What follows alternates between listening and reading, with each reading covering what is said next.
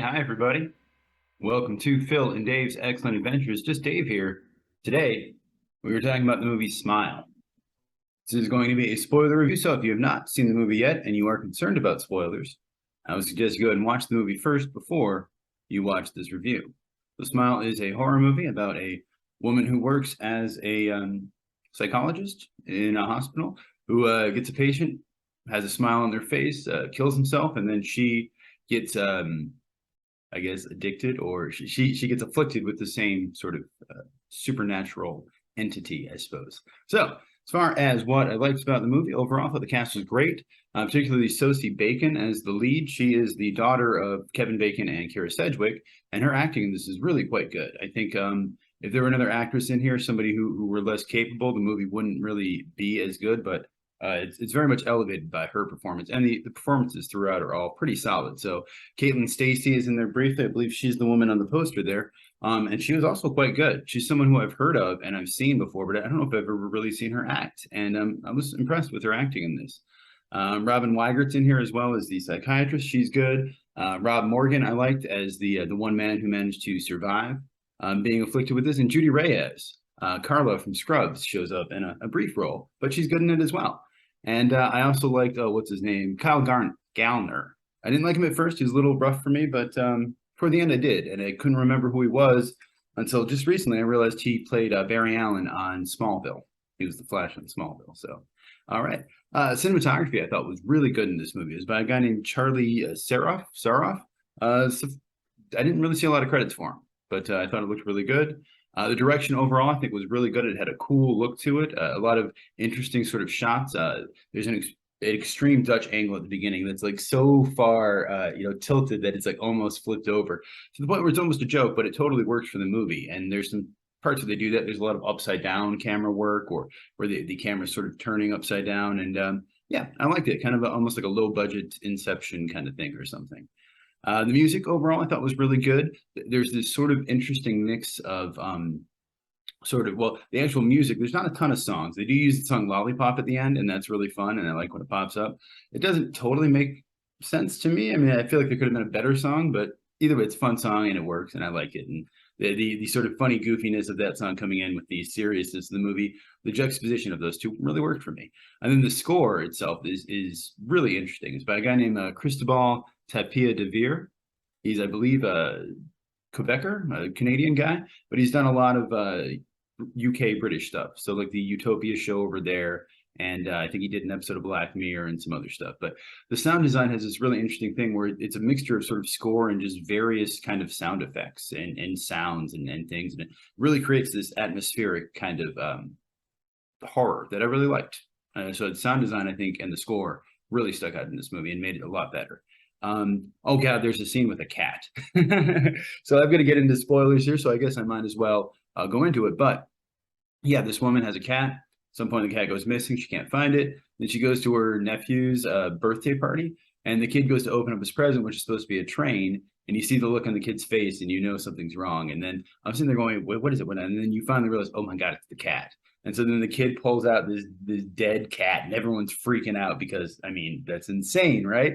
And of course, it's terrible, and I'm sure no animals are harmed in the filming of the movie, but that's the kind of level of insanity that just like makes me laugh because it's so crazy. Like, just imagining being in that scenario, I'm just like, yeah, okay, yeah, yeah. How do you defend yourself there? How do you do that? So that was a lot of fun. There's a face peel. There's a couple face peels in this movie, and awesome. I've never seen a bad face peel. I've never seen someone peel off their face and been like, I was disappointed with that face peel. So face peels and head explosions, always the way to go if you're looking for a movie. My advice. Yeah, there's a first face peel that's great, and then there's the second one that the monster does, and it has like multiple like levels of teeth inside, like the alien monster or whatever. Cool, good times.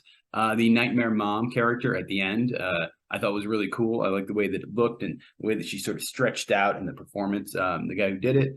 There's this neck twist scene, which you actually see in the trailer, which I wish they wouldn't have put in there because it's a great little scare. But she goes to see her sister. Her sister basically says, "Get out of here, you're crazy." And then her sister comes back to the car, and you expect a jump scare, but what they do is this way where they have her flip her head down and like twist upside down. It's totally unexpected, and it's a really cool, fun little jump scare. So I liked that a lot. And overall, I thought just the makeup throughout the movie was really, really good. It looked good. I liked the main character's makeup as she's sort of, unraveling, and I like the makeup on the Nightmare Mom character as well. So overall, yeah, I thought that was really good. I really liked this movie, actually.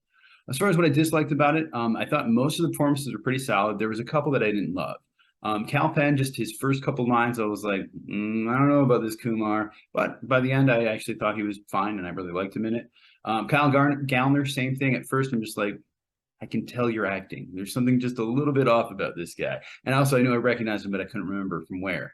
But like I said, by the end, I actually really liked his performance. And then JT Usher is in here. He played A-Train on The Boys. And at first, I really liked him. I was like, oh, hey, he's pretty good. But then there's a scene later where I feel like his performance could have been a little bit better. But again, not terrible, not bad, but just those things took me out a little bit. And mostly just because Sosie Bacon and Stasey and all the rest of the people in the movie were just so good that to have somebody who's just a little off, it stands out, at least to me. There is a lot of fake outs and dreams in this movie. There's a part where, she sort of doesn't know if she's going crazy, if she's imagining this or not. So there's a lot of stuff where it happens, and then you think, okay, and then like the house burns down, and you're like, oh my God, the house burned down. And then nope, that was all a dream. Where she's talking to her therapist, and then she gets a call from her therapist, But some of them work. There's one where she goes to call the security company, and they're like, we're in the house, turn around, look behind you, and that's legitimately scary. I really like that. So yeah, but a lot of them, it's difficult when you're watching a movie and they do a lot of fake outs or a lot of dream type stuff where you're just like, all right, it's so hard to get invested. And half the time you're seeing something and you're like, all right, this has got to be fake, or this has got to be a dream.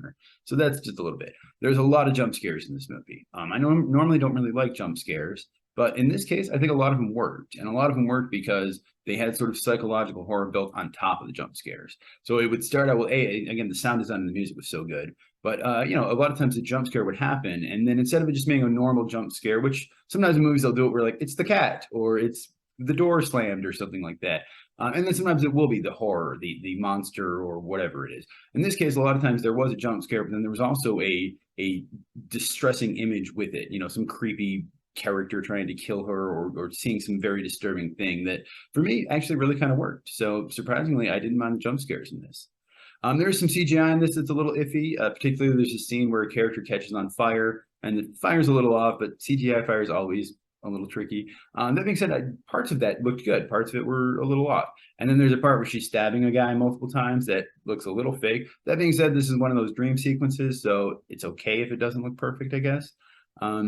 The fiance character, like I said, played by JT Usher. At first, I liked him because she comes home, she tells him about her day, and he's very sympathetic and understanding. But then as the movie goes on, well, basically the second thing that happens to her, which is the cat thing, which legit pretty messed up. At that point, though, he's just like, I'm done. Like, nope. Like, doesn't even want to, like, listen to her or, like, And I guess for me, that was a little hard just because I'm like, come on, man, that's your fiance. You're going to marry her. How are you going to just immediately dismiss her like this? But that being said, I've heard several stories about stuff like that happening to people. So there are definitely guys like that out there. So it's not that out of place. And actually, overall, the story in this I thought was okay. It wasn't great. It wasn't terrible. It was kind of a generic story, honestly. But I really think the performances and the direction of the cinematography really elevated it above that. But if this were a movie with, another director and your kind of standard CW kind of cast or something, I don't think this movie, I wouldn't have enjoyed it as much. This would have been just kind of a thing that, for the kids or whatever.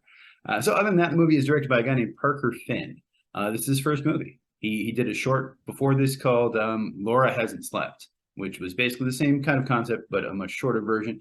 Did another short that I have not seen yet, but I was really impressed with this. I can't believe, as a first-time director, I think it's really confident and really nice looking, and I honestly was really surprised with the first-time director. I assumed by looking at it was some kind of a vaguely European person or something. I even thought maybe it was a female director just by the way that some of the shots were handled in the characterization of the women, but no, it's some guy.